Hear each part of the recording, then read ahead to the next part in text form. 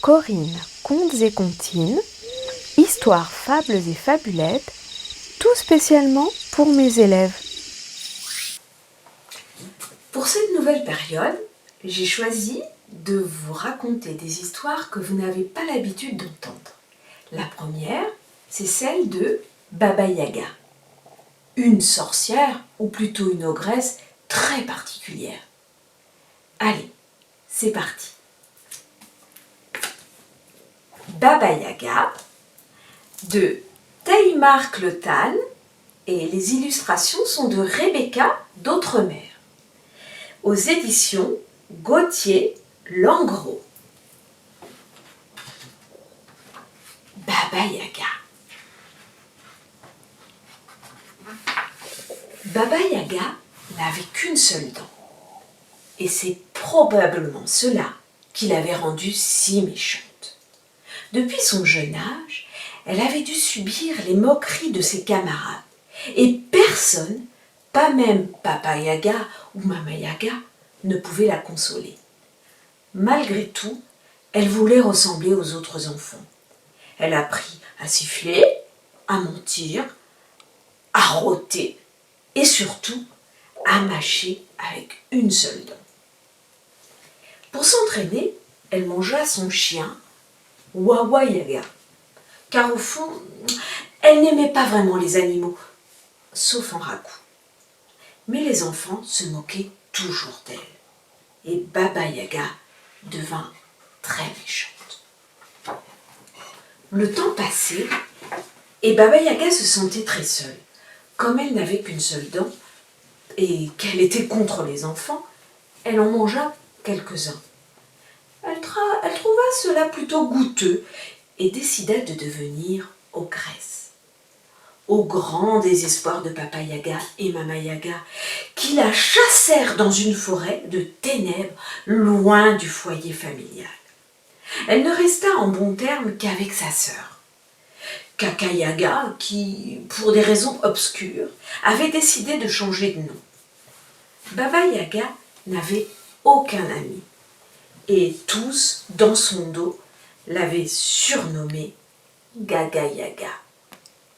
L'ogresse devint encore plus méchante.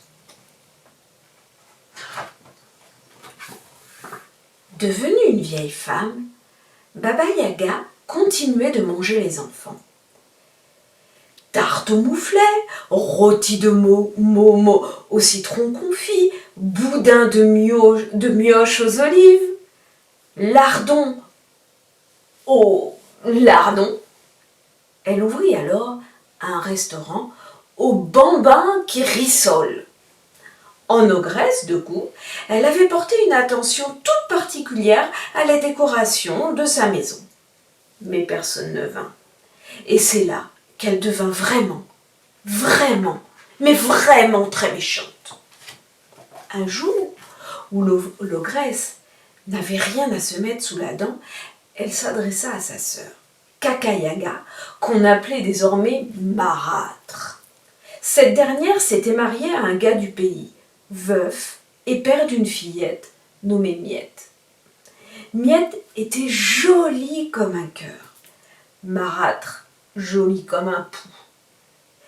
Aussi, quand sa sœur la contacta, elle décida d'en profiter pour se débarrasser de l'enfant.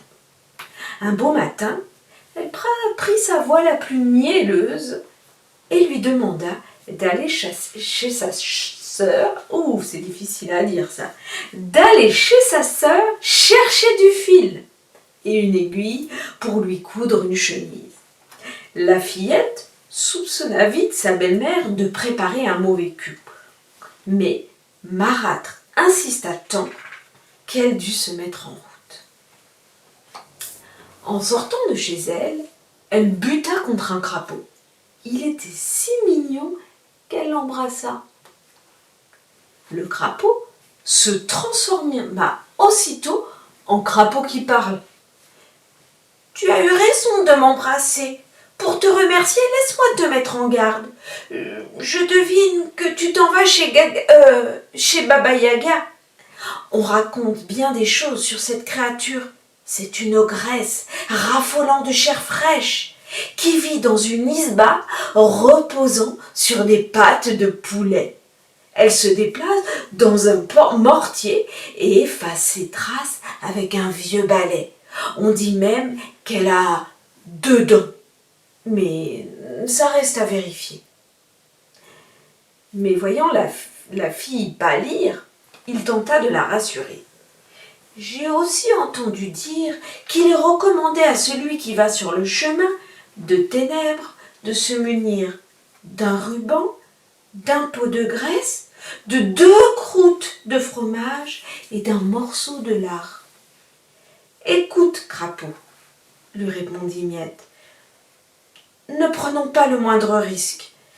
Je partirai rejoindre ma tante l'ogresse avec tout cela dans un sac, aussi étrange que cela puisse paraître. » Elle retourna rapidement chez elle pour se munir de tous ces objets. Et c'est ainsi que la fillette prit le chemin de la forêt de ténèbres.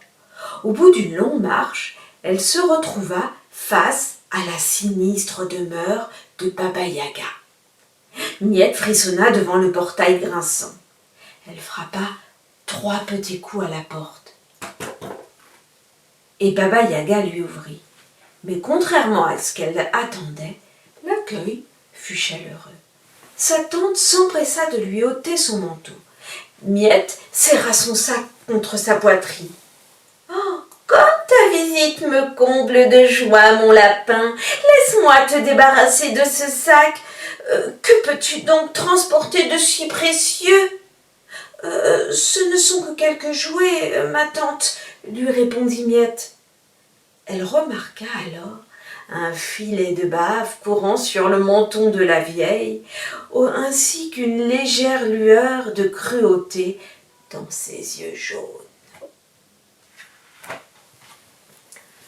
Quand Miette lui murmura les raisons de sa visite, Baba Yaga répondit « Rien ne presse, mon cœur, je vais te chercher ce dont tu as besoin.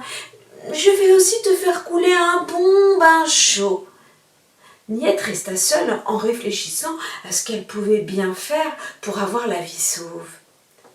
Tout dans la pièce lui inspirait méfiance. Une guitare à 2 cordes, une encyclopédie des verrues, une moulinette à poireaux, un pyjama en velours côtelé, une gigantesque peau de koala rayée et une collection impressionnante de brosses à dents. Visiblement, Baba Yaga n'avait besoin de rien. La vieille tante revint. « Ton bain est prêt, mon poussin. » Miette tenta sa chance. « Un peu de lard, ma tante ?» Pas de réponse. « Une petite croûte, peut-être ?» Baba Yaga sortit chercher le fil et l'aiguille en haussant les épaules.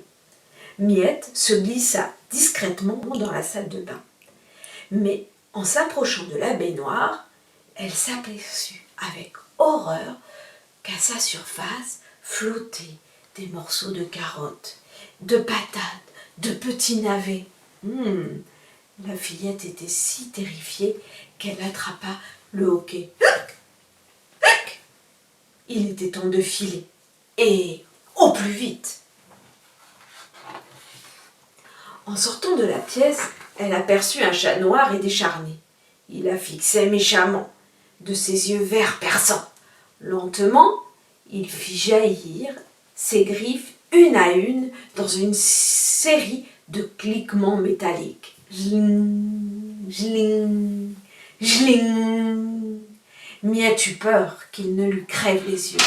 Elle fouilla dans son sac et sortit un ruban. Le chat continuait d'avancer. Elle refouilla et trouva un pot de graisse. Le chat était maintenant à quelques mètres. Elle refarfouilla et finit par mettre la main sur un morceau de lard. Elle le jeta au chat qui la goba d'un coup sec. Cloup! Rassasié, il s'allongea sur le dos en ronronnant. Miette s'approcha et lui gratta le ventre. Le minet se racla la gorge. Fameux bout de gras! Il y a bien longtemps que je n'en avais pas senti l'odeur. Oh, Je te dois quelque chose. Attrape donc ce peigne et cette serviette, et foi de Matou, ils t'aideront dans ta fuite. » Il n'en dit pas plus, et Miette continua sa route. Elle se trouva aussitôt nez à nez avec 2 chiens pouilleux et écumants de haine. « On t'a vu causer avec Monsieur Chat, t'es faite comme un rat, aussi vrai que 2 et 2 font 5. Les amis de nos ennemis sont nos ennemis. » Cette fois, Fillette prit tout de suite dans son sac et déversa le contenu sur le sol. Les chiens reniflèrent le pot de graisse, puis dédaignèrent le ruban pour se jeter comme des goinfres sur les croûtes de fromage. Miette reprit sa fuite. En traversant le jardin, la fillette se retrouva face à un immense saule. Le vent, sifflant dans les branches, semblait lui murmurer « Inutile de fuir, tu ne passeras pas !» Miette ne pouvait faire un pas de plus sans se faire agripper par les branches menaçantes. Elle prit alors le ruban et les noua solidement. La voie était à nouveau libre.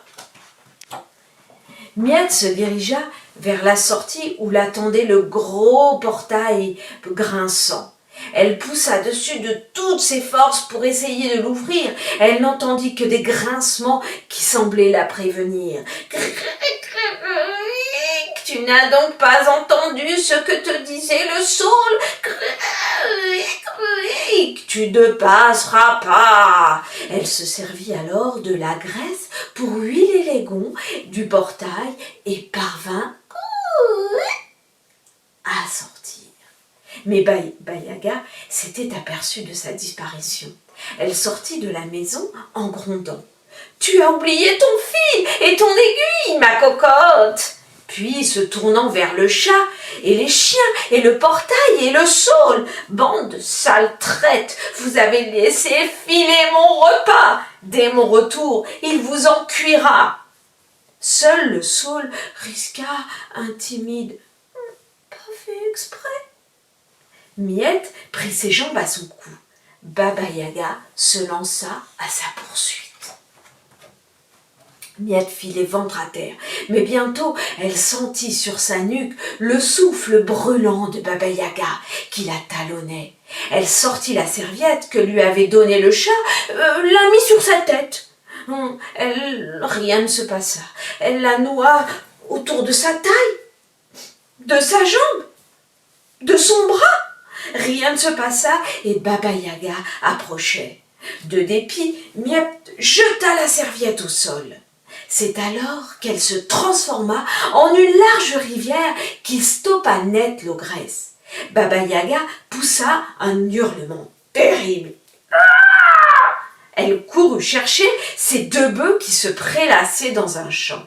Ils étaient les seuls à ne pas l'avoir trahi. Mais parce qu'ils avaient travaillé toute la journée, ils étaient épuisés.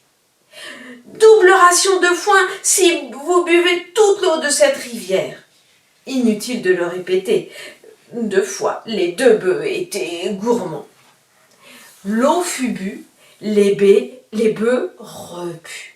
Baba Yaga put continuer sa course, mais Miette ne voulait pas se laisser surprendre de nouveau.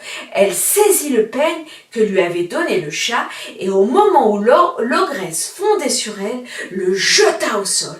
Une forêt immense se dressa alors et empêcha l'ogresse d'avancer. Et surtout, l'empêcha de saisir la fillette. Baba Yaga fut furieuse. Elle gronda à travers les branches. « Que va dire Marâtre quand tu vas revenir, les mains vides ? Elle sera déçue et elle te punira. » Mais Miette s'en moquait bien, car elle savait qu'elle venait d'échapper à un terrible, terrible destin. Miette atteignit enfin sa maison, épuisée mais saine et sauve. Elle conta ses mésaventures à son père qui se saisit aussitôt de son gourdin et chassa la mauvaise femme. « J'aurais dû me méfier de toi avec un nom pareil, j'aurais dû m'en méfier dès le début. » Marade s'en vue, sans demander son reste. Miette se blottit alors dans les bras de son papa, et sa terrible aventure ne fut qu'un mauvais souvenir. Le lendemain, la fillette rencontra le crapaud bavard. Elle le remercia de son aide et l'embrassa une nouvelle fois. Ce crapaud était décidément trop mignon. Dans son repère, Baba Yaga était furieuse. Une fois de plus, un petit enfant s'était montré bien plus malin qu'elle. Le ventre énorme de l'ogresse laissa échapper un sinistre gargouillement. Et elle fit grincer sa dent. Baba Yaga avait toujours faim.